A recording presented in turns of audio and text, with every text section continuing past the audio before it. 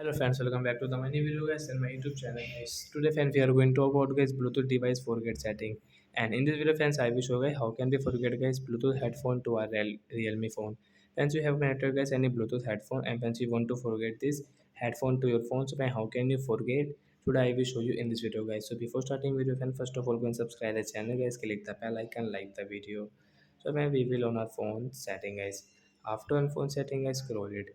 As you can see guys your Realme phone Bluetooth setting. So we will click on guys Bluetooth setting and from right side you can see this icon guys. Tap here. Once you can see your unpair option means forget and once you can see your device name. So once you want to change guys your headphone device name, so when you can change if you want.